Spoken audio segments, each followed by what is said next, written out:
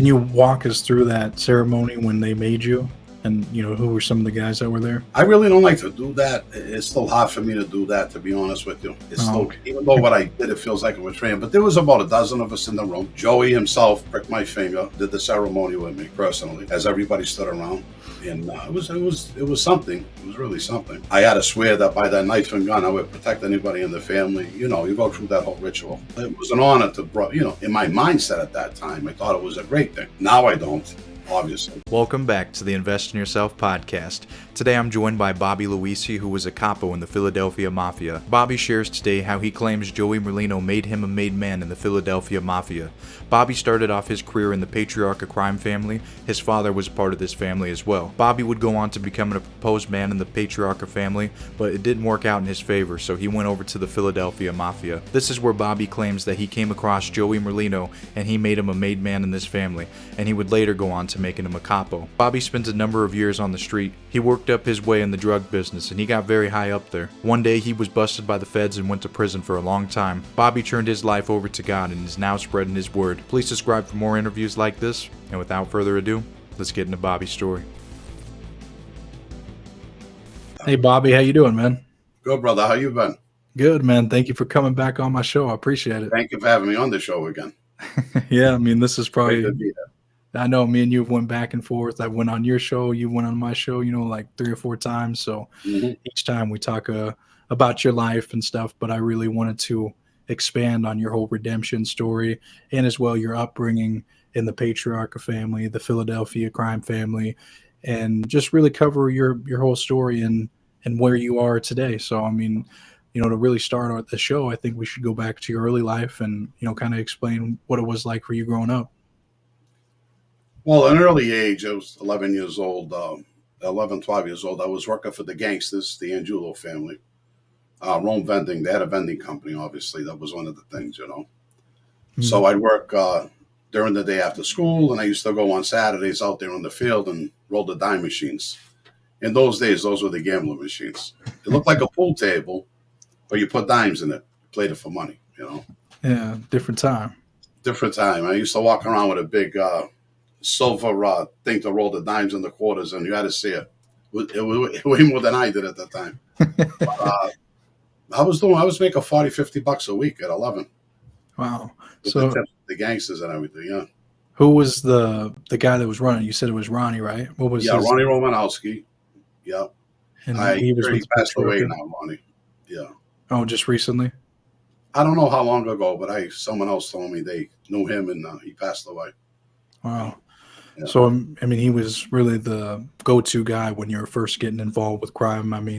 He was, then the Patriarcha. I'm assuming he was just like an associate or a made guy or something. He was an associate, but also my father was a gangster in the family. He wasn't a made guy, my father, but he was muscle for them when he was a kid, Mm-hmm.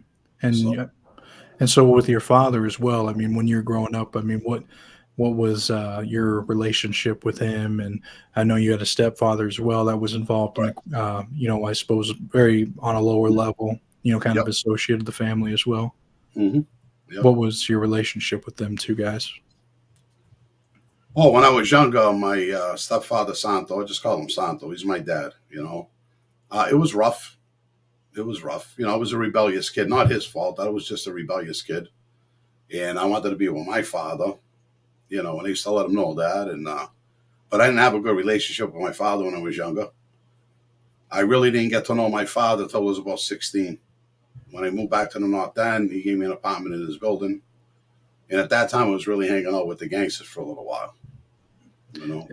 Yeah. So, with him, your father, to let people know too as well, I read your book, Capo to Christian, and in that book, you go into a whole lot of detail about your life story and stuff. And in that book as well, I read that while in between time, I guess you would meet with your father sometimes, and he'd give you some money. You didn't meet him at a strip club or something like that. It was mob controlled as well, though, wasn't it? Well, I was 13 years old, and they had a strip club up in the combat zone. They called it in Boston.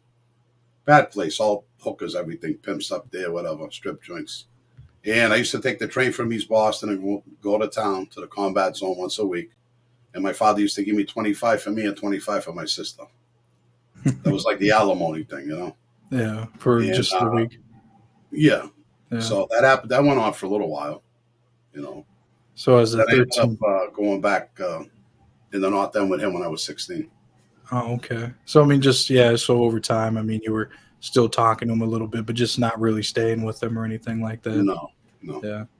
Well, I mean, after that, I mean, you just continued to start hanging out with the gangsters and stuff back in Boston while in Mhm. between time. So I mean, what was who were the guys? I mean, who were some of the people you were around? What were the operations and stuff? I mean, what would that look Well, I like? was around Johnny Cincardi, Richie Gambale, Larry Vioni. Come in for once in a while. He was the capo. No relationship with him. He just sat there and kept quiet. You know, we were kids. Yeah.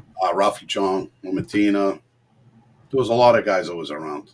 A lot of my father's friends. So I mean, I just grew up in that atmosphere. You know, Yeah. like, As it, oh, go ahead.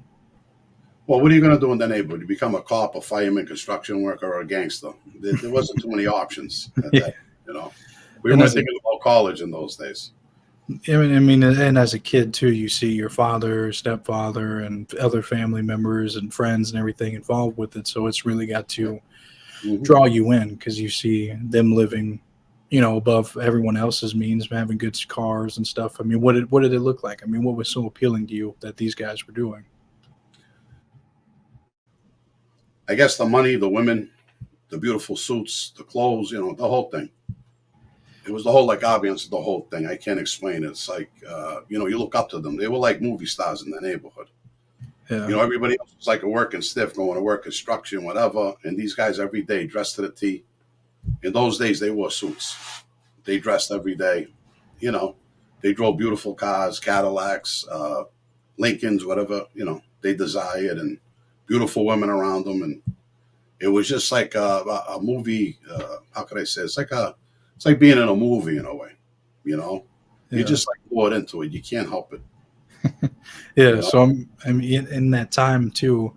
I mean, from the years 16 to 20, from what I read, it was like you were doing little things, but I mean, you didn't really want to get involved deeply with the mob. You wanted to do your own thing and start your own business, right? yeah. When I was about, well, all my family, all the Luisis, except for my father, they were all into the building field. My grandfather was a carpenter. And I liked it. I liked doing that. I hooked up with a guy, Jack, in my neighborhood. I was a young kid. And right when I was moved into the North End, I think I was making about 400 a week with him under the table at Wow. 16. That was a lot of money then. You Oh know, yeah, I was his absolutely. apprentice. He started teaching me. Then I started work on my family.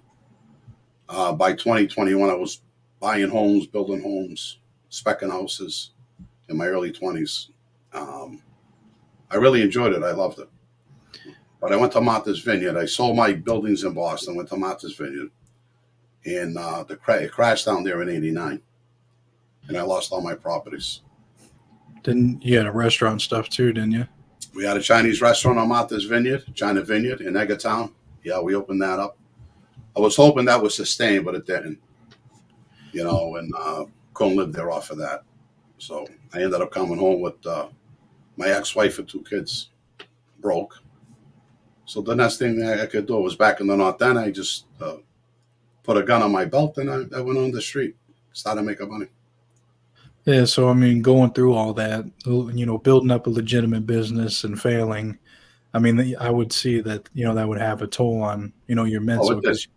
because It I did. mean because you were staying away from all Hmm. the bad stuff. You're doing the right thing that the legitimate way, and so and then you see all everyone else that you were around with growing up doing successful things as well, and then the other guys that were criminals and stuff, and they were doing successful. So I mean, you felt like you were doing right, but then for it to all fail and crash down, you're like, wow, it's like, wait, I Hmm. mean, how did that make you feel? I mean, what was going through your head? I don't know. You know, I was 30 years old.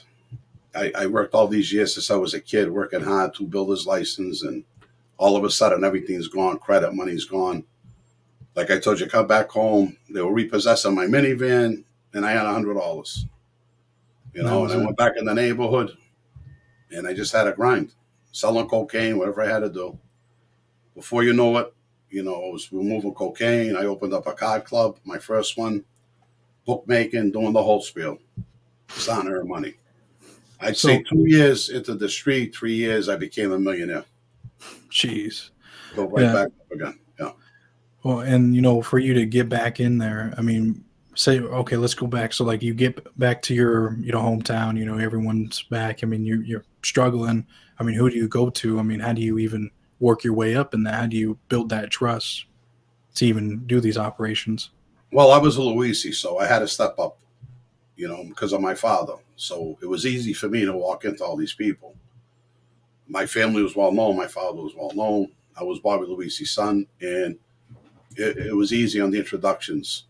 Whatever I wanted to do, where I went, I get a pat on the back. I go do what you want to do because I was his son. And before you know it, I got a crew when I become a boss.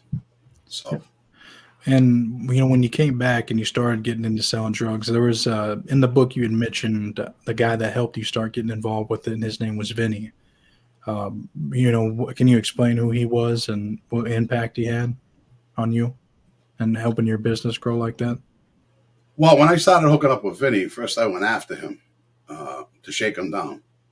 Then I ended up working. Yeah. So we ended up flipping keys. And what happened was I was getting like a half a key from him, 125s, whatever, And then I got a connection. I started selling him kilos. Oh, you flipped he was it buying around. 5, 10 a week off of me. So from him, I started building, Okay. So, yeah. So, from there, I just started building and building and building that business. And it just flipped over right away. In 1 year, it just all came in, Yeah, man. So, I mean, at this time, were you back connected with the Patriarca family as like an associate? Oh, yeah. Yeah, I was a proposed guy in the family. Did they know your operations, like the drug dealing and stuff, or was that on the down low? Nah, it's supposed to be on the download. We're all involved in it. That's all bullshit, believe me. Yeah, it's all The bullshit. old timers that have money years ago that they want to get involved with it are keeping minimizing their crew, to stay out of trouble. These are guys that made money with liquor, with booze, with women, you know what I mean? Numbers, business, everything. So they have money when they came out with this no drug bullshit. Mm-hmm. And so the young guys like us coming up, where we make our money from. Mm-hmm. And so that's where it came from. Yeah. Okay. And with the old timers and the old bosses, I mean, Raymond Patriarca Sr., Raymond Patriarca Jr., I mean, did you ever get to meet these guys or your father? Because he would have been maybe around that time. Yeah, my father, but not me. I never met them. Yeah. And did your father ever discuss the relationship or anything with you? No.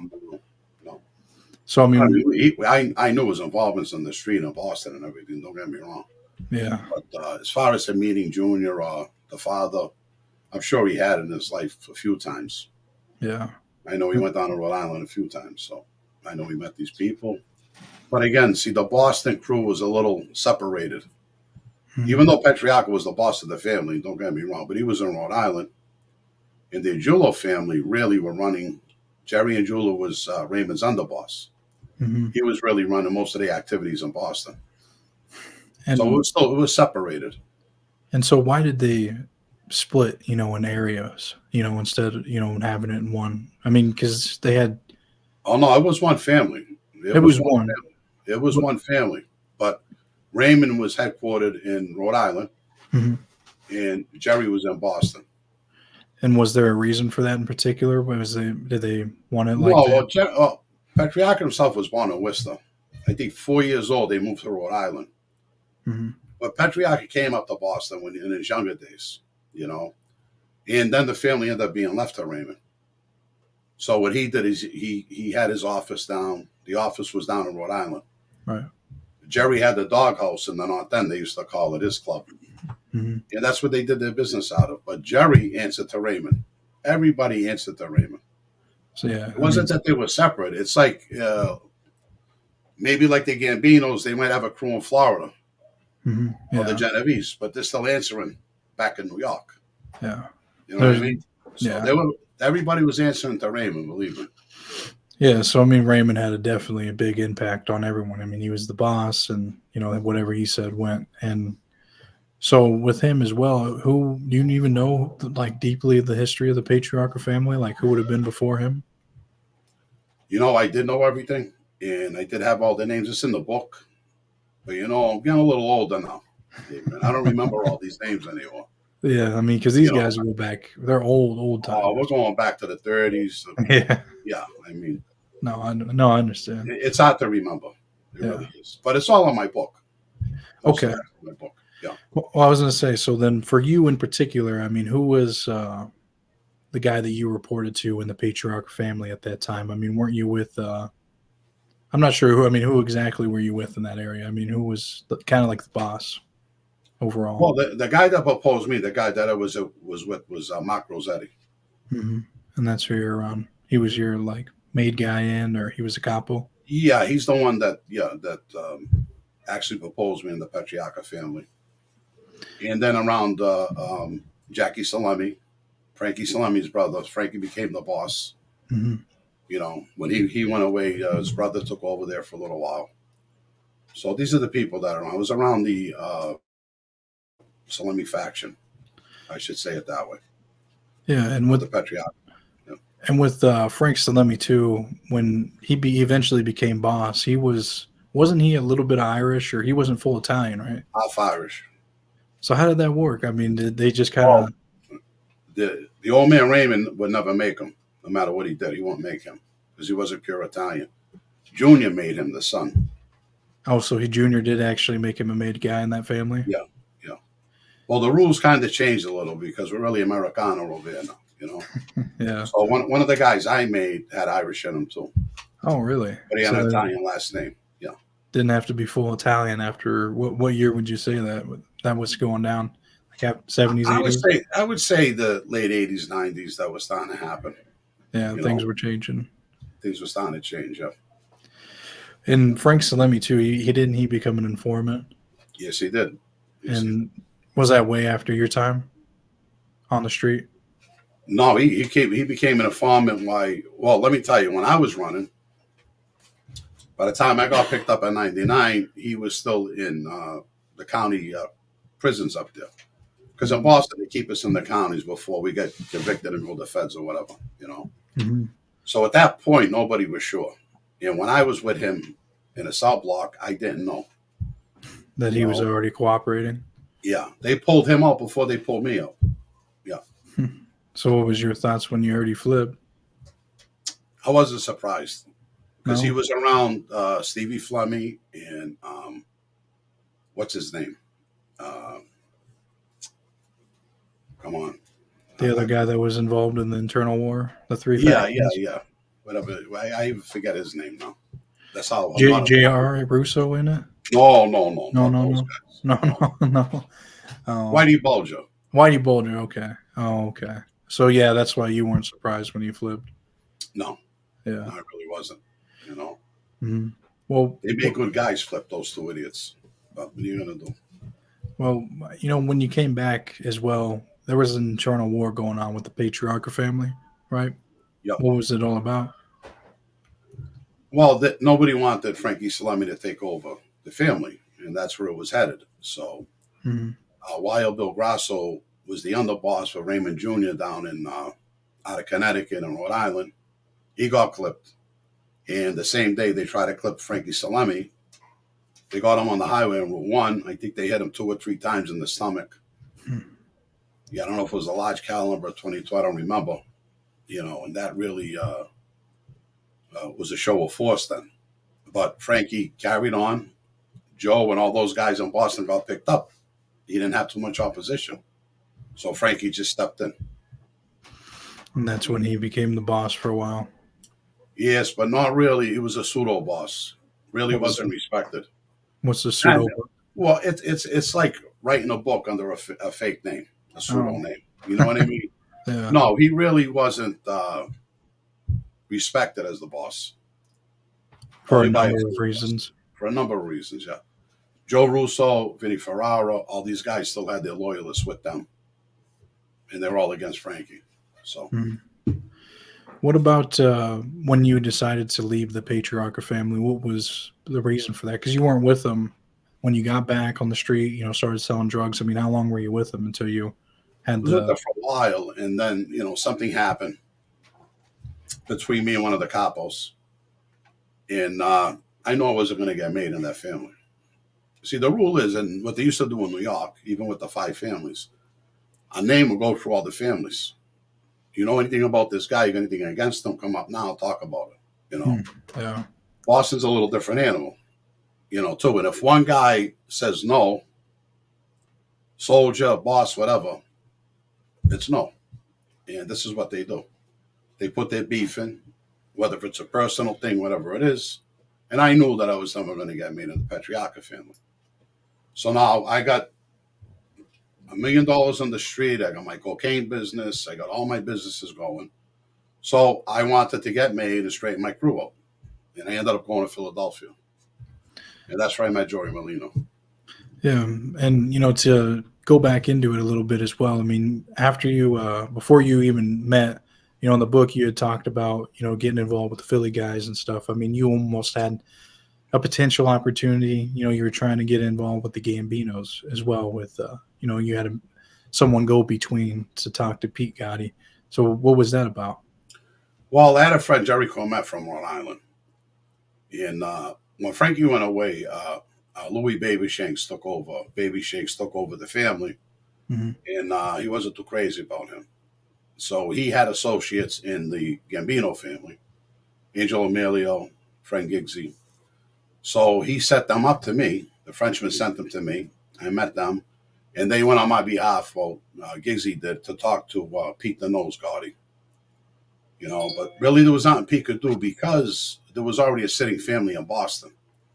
So you don't want to get involved with that, Mm-hmm. So that's why I ended up going to Philadelphia. But it wasn't my idea to go to New York. That was Jerry and, they put that in my head. And if it worked, it would have been okay. Don't get me wrong. But I'm glad I went down to Philly and met those guys down there.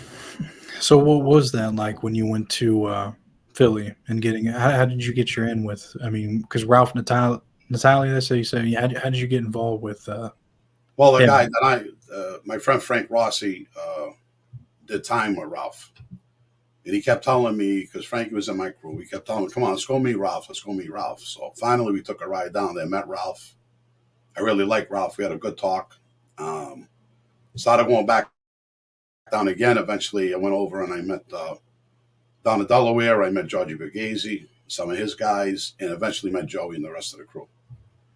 And they liked me. They took me in. At first they thought when I came down I was already straight, because they heard things about me in Boston, Mm-hmm. It's all a wire. Everybody through prisons, whatever. And then I explained why I was there. So immediately I got proposed in the family. And I think it was like 6 months later I got straightened off after that. Yeah, and I mean, you couldn't, I mean, you had to continuously have meetings with them before you even became Yeah, they were up in the on family. Yes, exactly. So, I mean, you really had to kind of prove yourself. You'd say that they knew that you were legitimate. I mean, because they continuously in the book you talk about them having to meet you, go party with them, you buying drinks and stuff with them, and just buttering them up to let you in, right? Well, no, you start breaking bread with people. That's how you get to know them. Mm-hmm. Hanging out with them. They're really a good bunch of guys. I still got a lot of respect for the guys down there, And they took to me, I took to them, and they took me in the family. Mm-hmm. And so when they accepted you in, how long did it take for you to become a made guy? Total, it was about a year I was around them. But after I was proposed, about 6 months. Mm-hmm. About 6 months. So, I mean, they knew that you were ambitious to become a capo. They knew what I wanted to do. They were behind me with that. The deal was I was going to stay with the family for a few years and then break off. Oh, really? Oh, yeah. You were going to stay just with to get me, just to get me, give me a footing, Mm-hmm. But that never ended up happening, obviously. I went away, and I didn't want to do that anyway at the end.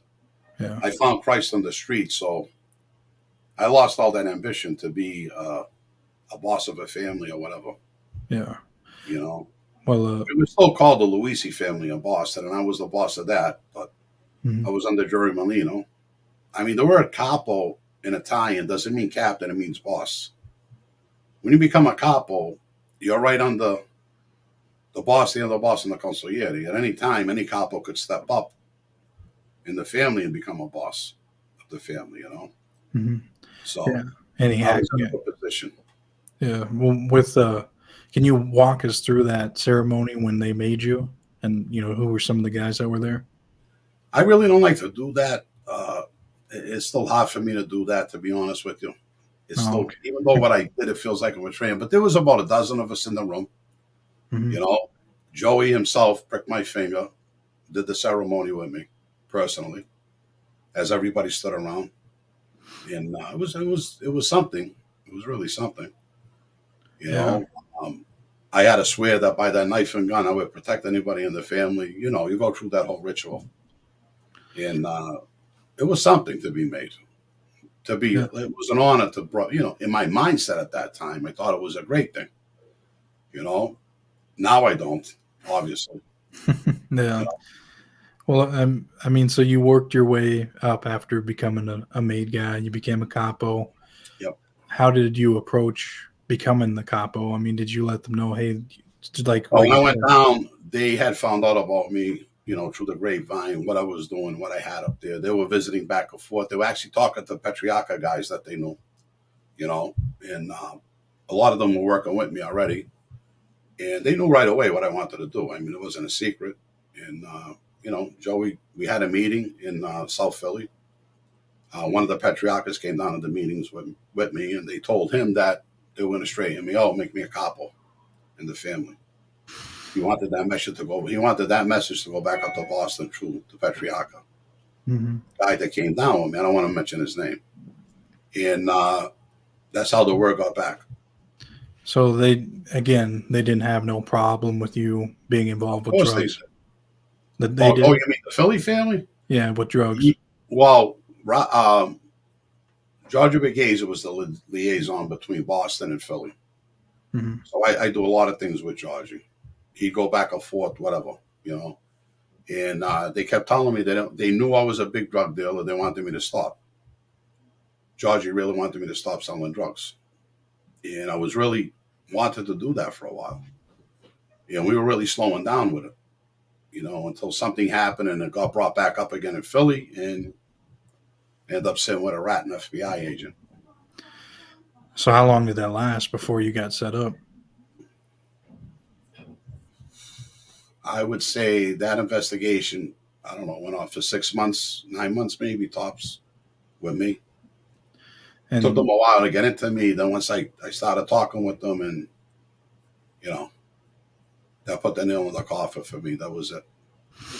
well, let's go into that now about being busted. I mean, when you were busted, how did it go down? Who set you up? And who were some of the players that were all involved with this?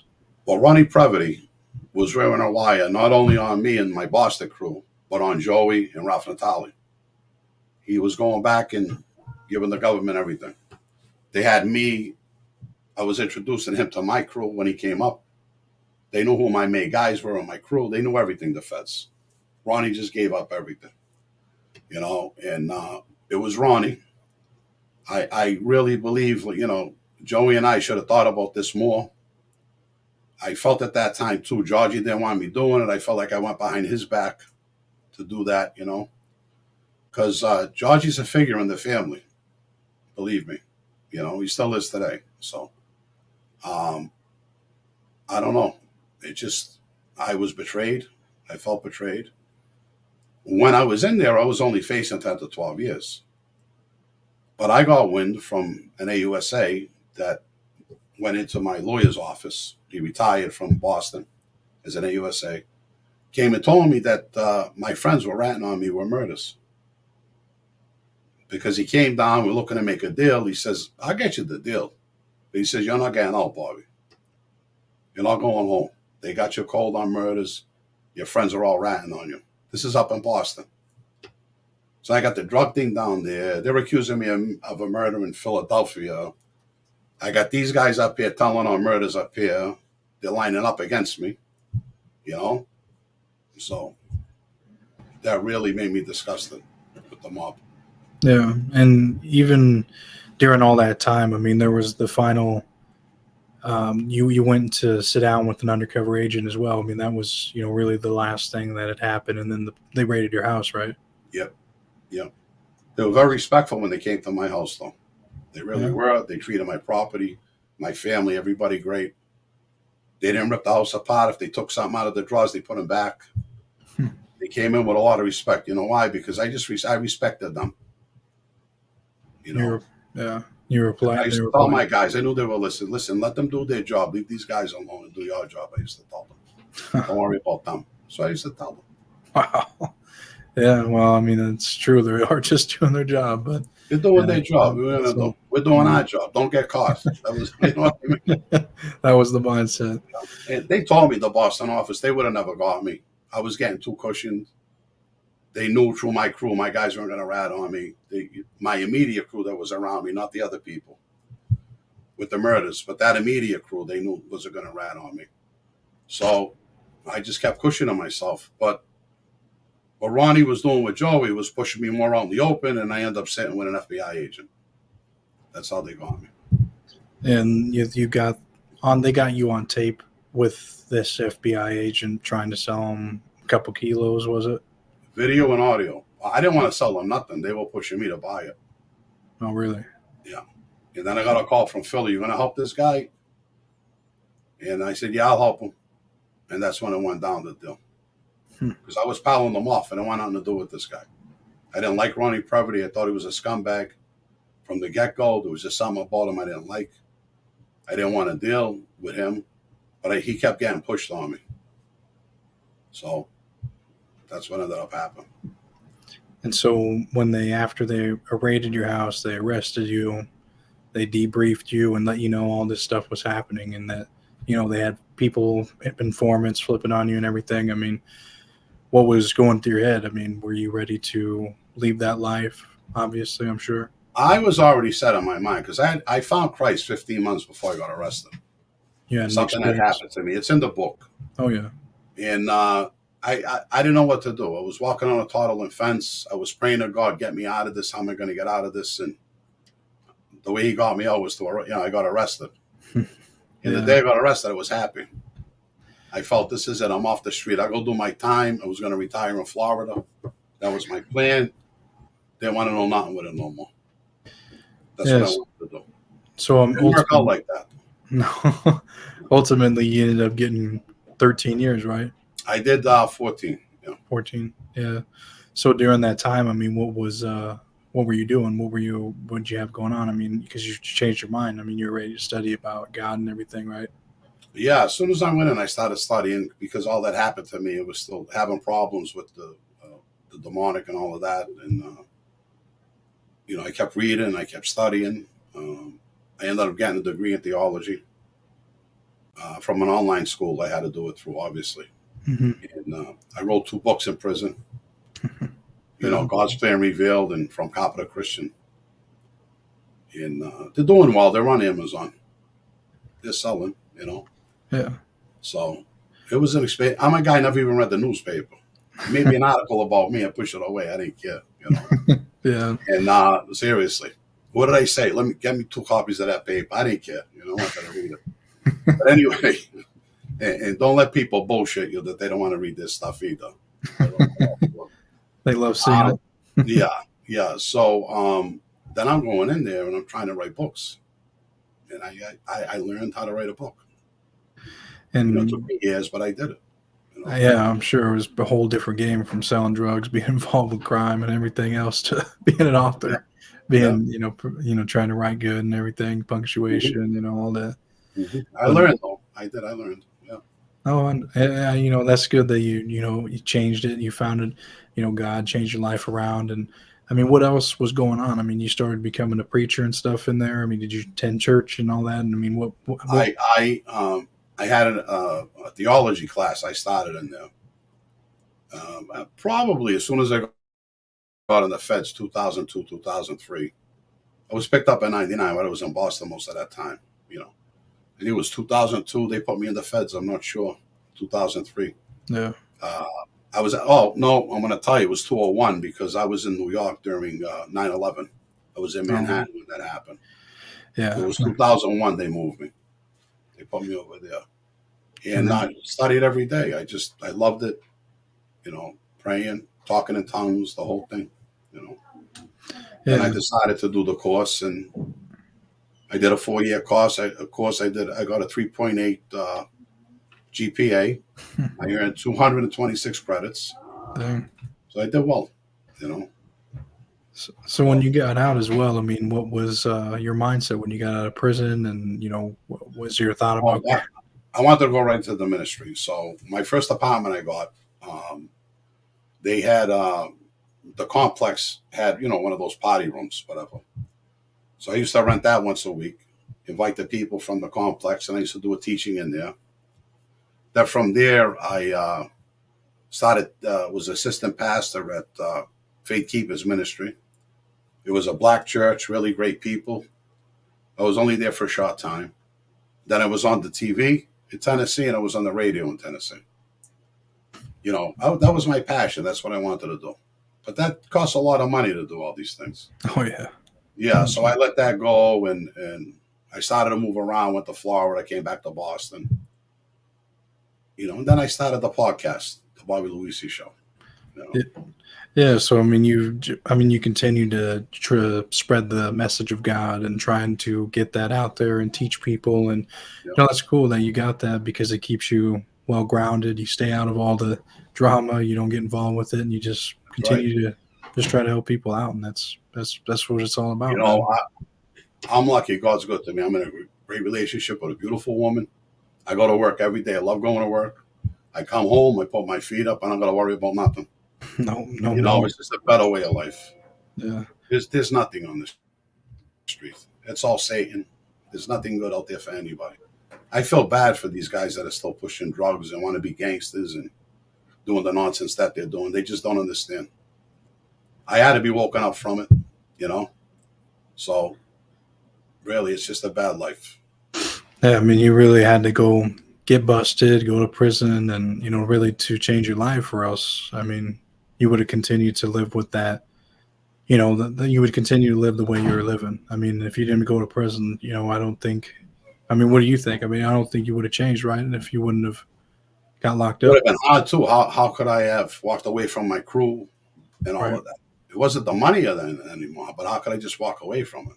What am I going to tell them? I found God. I'm going to go be a preacher. I would have been in the trunk. Yeah, I mean, especially coming from a Capo. Yeah, you can't do that. So when I got picked up, that's what made me happy. So I could do my time, whatever it is, and then I'm done. Not knowing that I was facing the rest of my life, that I was already going to be indicted for murders. Think I'm going a simple drug charge. This is it. Good. I was hoping 5, but they sent that to 12. That's okay. I thought 60 months, but 10 to 12. Because I was a boss. It's all right. That's still nothing. And then I get hit with, you're never getting out again. So I had to make decisions that I didn't like. Yeah. Yeah, now that you're out, you're doing it, you're living life and just trying to, help people out and push the, the good message forward. I mean, what would you tell your younger self now with all this knowledge that you know? I would have said, go to college. I love to teach. I would have loved to have been a teacher, educated myself more.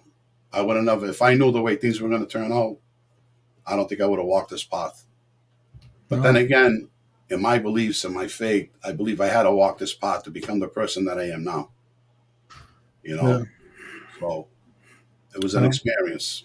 And even the bad things in the street, we could take these experiences over and use them also to help people. Yeah, that's what I try to do. By telling the stories and telling them, look what all you had to go through. I mean, if you would have stayed out of certain situations, you wouldn't have had to go down certain paths, certain avenues and stuff. So, yeah, I mean, it's good to. Well, if you read the book of Revelations, it said only those who know the depths of Satan. So if I wasn't down in that pit and did the things that I did, I wouldn't have known. People look at pastors that their father was a pastor. They take the church over. They never had lives like ours. They don't know, But they want to teach against something they don't even know about. So the best way to fight an enemy is to what? Know an enemy, right? So, you definitely know that. Yeah, I know that. you know, Yeah. in man and in the demons, in the demonic, in the spiritual realm. So I got a lot of education in my life. I know I don't got much gray hair, but there's some in there. There's some wisdom in there. Yeah. Yeah, no kidding, man. Well, that's really what I wanted to cover was, your story and your path to redemption. And Thank I you. mean, that's really, really interesting. And of course, I really enjoyed the book. I left a great review on Yes, you did. Amazon. And, Yes, you did. I'll be sure to put your podcast in the video description, your books, and anything else you want me to promote. But, thank you, Well, the Bobby. new book is for pre-sale right now from Emily Sweeney. It's Four to the Floor, the Bobby Luisi story by Emily Sweeney. Okay. That's up on Amazon now. Yeah, so people If can. you want to put that in your thing too.